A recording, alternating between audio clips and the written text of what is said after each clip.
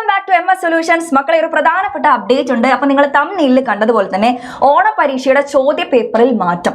എന്താണ് ഈ മാറ്റം കൊണ്ട് ഉദ്ദേശിക്കുന്നത്? കഴിഞ്ഞ 6 വർഷമായിട്ട് ഹയർ സെക്കൻഡറി വിഭാഗത്തിന്റെ 1ാം പാദ വാർഷിക പരീക്ഷയുടെ ചോദ്യ പേപ്പർ തയ്യാറാക്കിയിട്ടുണ്ട്. അതായത് വിവിധ ഏജൻസികളാണ്. പക്ഷെ ഇപ്രാവശ്യം ഡയറക്റ്റ് ആയിട്ട് വിദ്യാഭ്യാസ വകുപ്പ് തന്നെ ഡയറക്റ്റ് ആയിട്ട് നിങ്ങളുടെ ചോദ്യ പേപ്പർ തയ്യാറാക്കാൻ പോവുകയാണ് എന്നൊരു അൺഒഫീഷ്യൽ അപ്ഡേറ്റ് ആണ് കിട്ടിയിട്ടുള്ളത്. അപ്പൊ സംഭവം എന്തിനാണ് ഇത് ചെയ്യുന്നത്?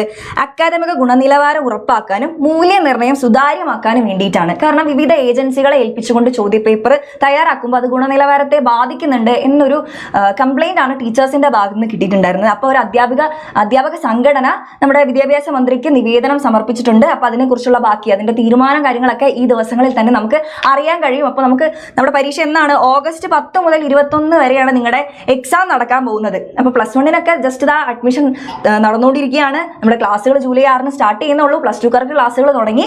അപ്പൊ നിങ്ങൾ മനസ്സിലാക്കേണ്ട കാര്യം, നമ്മുടെ ഓണപരീക്ഷ നമ്മൾ അത്ര നിസ്സാരമായിട്ട് കാണരുത് എന്ന് തന്നെയാണ്. കാരണം മൊത്തത്തിൽ എല്ലാവർക്കും ഒരു ചോദ്യ പേപ്പർ എന്നുള്ള രീതിയിലേക്ക് കൊണ്ടുവരുന്ന സമയത്ത് നമുക്ക് വരുന്ന മാറ്റം എന്താ? ചോദ്യ പേപ്പർ അത്രയും സ്റ്റാൻഡേർഡ് ആയിരിക്കും, അത്രത്തോളം ടഫ് ആയിരിക്കും. അപ്പൊ +2 ഇപ്പോൾ സ്കീം ഓഫ് വർക്ക് അനുസരിച്ച് പഠിക്കാൻ തന്നെയാണ് പറയുന്നത്.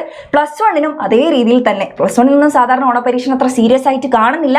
പക്ഷെ മക്കളെ, ഇപ്രാവശ്യം മുതൽ അങ്ങനെ വന്നു കഴിഞ്ഞാൽ നിങ്ങൾക്ക് അത്രത്തോളം നിങ്ങളുടെ പബ്ലിക് എക്സാമിന്റെ ആ ഒരു സ്റ്റാൻഡേർഡ് തന്നെ കീപ്പ് ചെയ്തുകൊണ്ടുള്ള ചോദ്യ പേപ്പർ ആയിരിക്കും നിങ്ങൾക്ക് ആദ്യത്തെ എക്സാം ആയിട്ട് തന്നെ വരാൻ പോകുന്നത്. അപ്പൊ അതിനെ ബേസ് ചെയ്തിട്ടുള്ള സീമാർക്കും കാര്യങ്ങളൊക്കെ ഇനി അങ്ങോട്ടേക്ക് ടീച്ചേഴ്സ് പറയും. സോ നല്ല രീതിയിൽ സീരിയസ് ആയിട്ട് തന്നെ പഠിച്ചു തുടങ്ങേണ്ടതുണ്ട്. അപ്പൊ ഈ ഒരു മാറ്റം അത് എത്രത്തോളം കൺഫേം ആണെന്നുള്ള കാര്യം ഈ ദിവസങ്ങളിൽ തന്നെ ഔദ്യോഗികമായിട്ടുള്ള തീരുമാനം അറിയിക്കുന്നതാണ്. അപ്പൊ നമ്മൾ ചെയ്യേണ്ട കാര്യം എന്താണ്? ഇതുപോലുള്ള ഒരു ചോദ്യ പേപ്പർ അത് എന്തുകൊണ്ട് നല്ലതാണ്? നമ്മുടെ അത്രത്തോളം ക്വസ്റ്റ്യൻസ് സ്റ്റാൻഡേർഡ് ആണ്, നല്ലതാണ്. അല്ലെങ്കിൽ നിങ്ങൾ ജസ്റ്റ് ഒന്ന് ആലോചിച്ചാൽ മതി.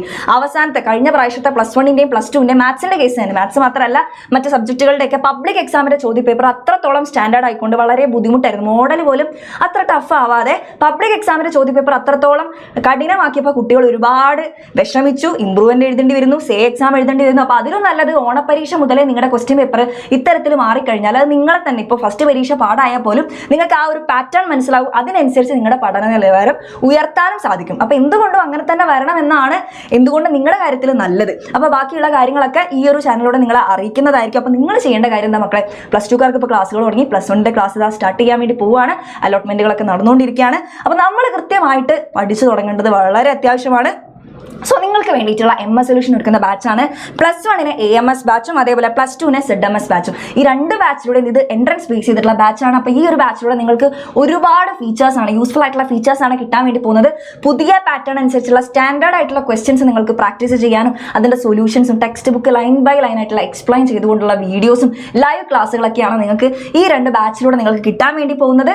സോ പെട്ടെന്ന് തന്നെ മക്കളെ ജോയിൻ ചെയ്യുക. ഇനി വെയിറ്റ് ചെയ്യരുത്. ഓണപരീക്ഷ ആവട്ടെ, ഇല്ല ഓണപരീക്ഷ കഴിഞ്ഞിട്ട് തീരുമാനിക്കാം എന്ന് കരുതി നമ്മൾ വെയിറ്റ് ചെയ്ത് കഴിഞ്ഞാൽ നമ്മുടെ മാർക്കും നമ്മുടെ ഭാവിനെയാണ് ഇത് ബാധിക്കുന്നത്. +1 +2 അത്രത്തോളം സീരിയസ് ആയിട്ട് നിങ്ങൾ കാണണം. ഇനി അങ്ങോട്ടുള്ള നിങ്ങളുടെ ഫ്യൂച്ചർ ഡിപ്പെൻഡ് ചെയ്യുന്നത് നിങ്ങളുടെ ഈ ഒരു മാർക്കിനെ ബേസ് ചെയ്തിട്ടാണ്. സോ ഈ കാര്യം വളരെ സീരിയസ് ആയിട്ട് കണ്ടുകൊണ്ട് തന്നെ മക്കൾ പഠിക്കുക. ഫ്രണ്ട്സിലേക്ക് തന്നെ പെട്ടെന്ന് ഷെയർ ചെയ്ത് കൊടുക്കുക. കൂടുതൽ അപ്ഡേറ്റിന് വേണ്ടിയിട്ട് ഈ ഒരു ചാനൽ ഫോളോ ചെയ്യും.